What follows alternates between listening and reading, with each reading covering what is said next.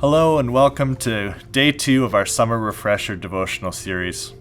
My name is Simon. I'm glad to be here to just share a few thoughts and reflections with you today. So, a little bit about me. I'm in no way, shape, or form mechanically inclined. That's going to come as a surprise to absolutely no one who knows me well. But yeah, I'm pretty much terrible at anything related to building, fixing, repairing, you name it, anything involving tools. So when my family and I used to live in a very remote location, this was a deficiency I felt all the time, especially when things broke on our truck. I spent countless hours under the hood or on the ground under the truck, frustrated, feeling helpless, ill-equipped, and extremely weary. I didn't know how to do the repairs properly, I often didn't have the most appropriate tools for the job, and I was sorely lacking experience and training. So all this combined meant that the work was often inefficient, sometimes altogether ineffective, and was always unenjoyable. Those days would be full of headaches and fatigue. One thing I did have was the Haynes manual specific for our truck, which included incredible detail about the ins and outs of my specific vehicle, with thorough instructions related to almost any repair I would have needed to make. The manual certainly helped me in some ways, but ultimately didn't supernaturally turn me into a competent mechanic.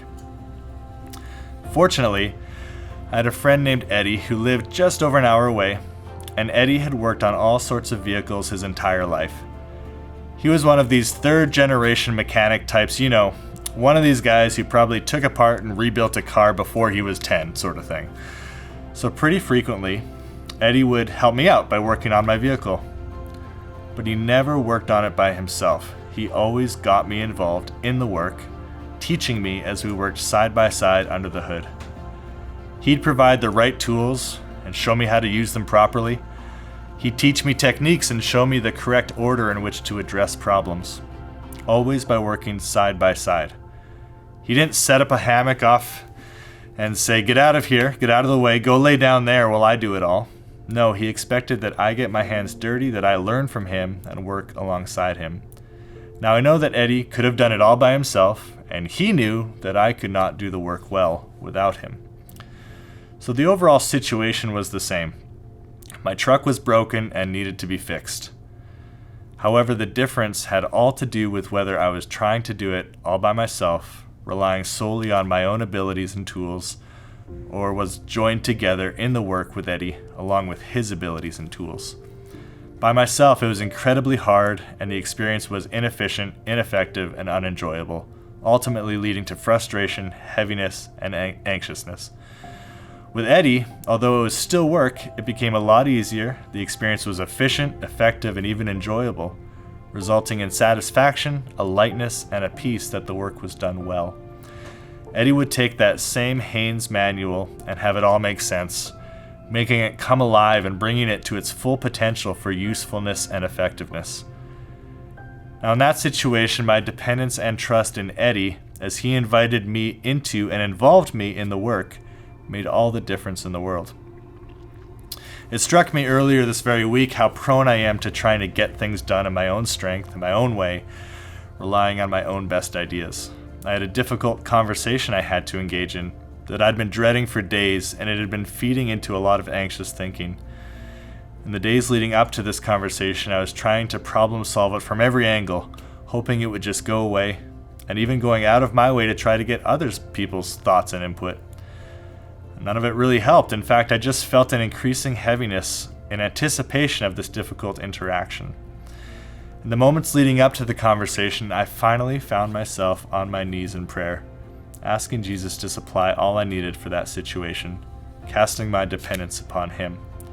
It's silly, really. Why didn't I just go to him first? It would have saved me so much wasted energy and anxious thoughts. He brought a lightness to the situation as he guided me in that conversation and brought his methods and tools: grace, understanding, truth, gentleness, compassion. If you were to take a good, long, hard look at how you go about your life day to day, where is your reliance and dependence placed? Are you day in and day out just trying as hard as you can, trying to be the best person you can be, trying to make the right choice? Are you treating the Bible like a Haynes manual, trying to follow all the steps and tick all the boxes in order to earn God's favor?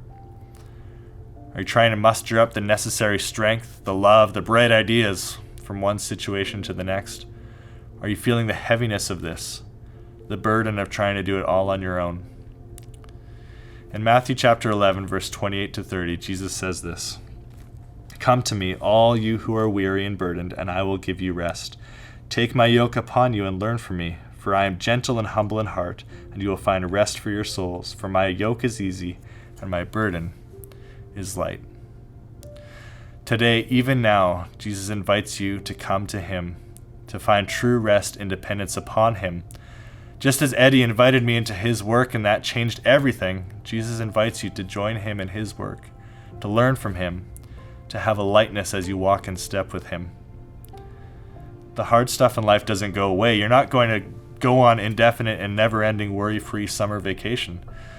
So what does it look like to daily find a rhythm of walking and working in dependence upon Jesus?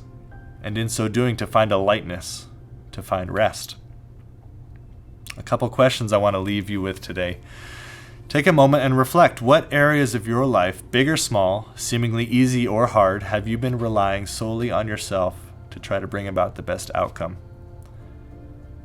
And what would be the difference in your daily life between trying to do everything in your own strength versus living in dependency upon Jesus? Take some time to reflect on this. Don't feel rushed. And may you find true rest in dependence upon Jesus.